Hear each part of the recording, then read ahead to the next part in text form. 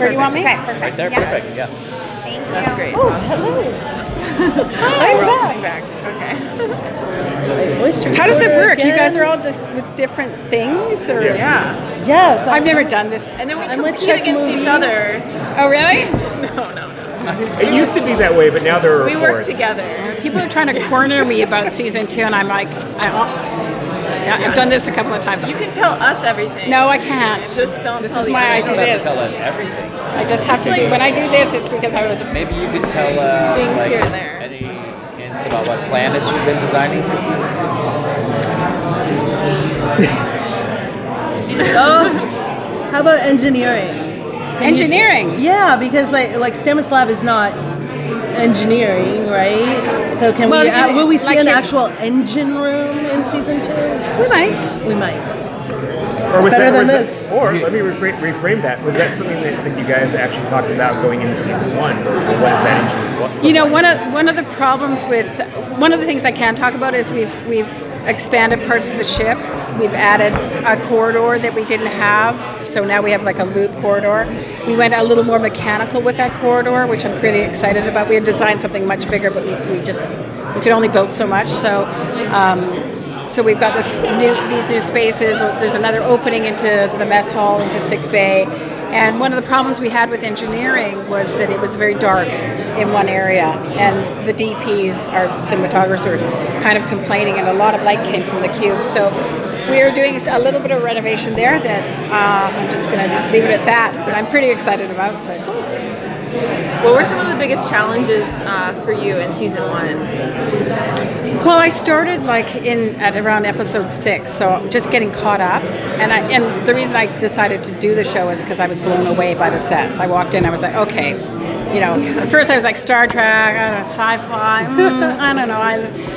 I like to design big things, but then I went on a tour with my predecessor, and I was like, okay, I want a part of this. So, and then just like blam, I'm in there, and whereas they had a long time of getting up to speed and building things, I was sort of like thrown in and kind of all of a sudden I had to do like the Terran ship, which is this massive ship, and the sets for it, and not on a, when you start a series you have months to build. We had like episodic timing, so I did think quick on my feet about what to design that we could do quick enough to get it to make it look great, and of course relying on some visual effects set extensions was key. So that was kind of the biggest challenge. Yeah. And getting up to speed with canon. Having to go to Star Trek University, right? It's a lot. There's a lot of stuff out there, and I grew up with TOS because that's my generation. So I had to do a lot of going back, and there's amazing resources out there, like fan sites that you can just go and with a click. Okay, I get. Oh, Section 31. I got it. Not a lot on Section 31 Because they're secret. Yes. They're very secret. So there was a panel last year in Canada that mentioned the colors may be evolving more toward the TOS, more color instead of the more darker tones that we've been seeing. So is there any evolution of that coming up in season 2? Boy, you guys are really digging around. Depends, I guess it depends what we build. It really does depend on what we build. But we did go very dark when we went to the Mirror Universe, and I left some of that. Like we actually put dark, shiny things in the sets and reflective things, and we kept some of that because I think there was a shift when the Discovery went to the Mirror. In my mind, anyways, there was a shift, and we want to always feel that darkness. Like it's a little bit of a blight on the whole world of Star Trek Discovery right now. So it's a thing that they have to. Memory they have, and so I sort of want to show that in the set. It's a darker show, like I think in general terms, like compared to all the other Star Treks, and part of that is the technology and the way we light the sets and the way we use LED lighting makes it darker, and also it's just what people expect now. They expect darker parts. It's not all dark though. It looks gorgeous. Yeah, thank you.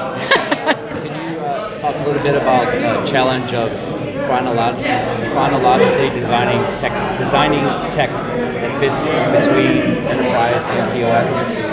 Yeah, it's impossible. So basically, I think, when I started, I was like, wow, well, this isn't TOS. And for us to,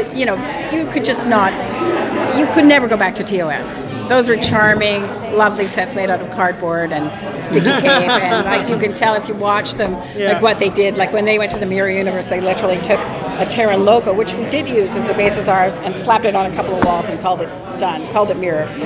So we have all this technology at our fingertips to build things, CNC and 3D printing, and the audience expectations now in science fiction is to give them, things that are more designed and more exquisitely designed. So, we just had to make that leap of faith and say, either the audience is going to come with us on that journey. No, we're not. No, yes, we are predating TOS, but no, we're not going to offer you TOS again, 50 years later or whatever it is. And Glenn was saying that the red camera makes his job a little bit tougher and kind of took away all of his tricks and tools. Has the red camera made your job a little more difficult? Yeah, things shift. So you pick a color for a set and oh my God, it's like, it looks blue or green, like it just, So we don't often have time on episodic television to do camera tests the way you would on a feature film, but if we test things, it helps us to know what we get. So like all the main ship colors have been tested with the red camera and stuff. It's the nature of it. But sometimes the DP will say, I want to light this, or the director, I want to make this a blue scenario. This is a blue scene or a golden scene. Like that happened to one of the on episode 11.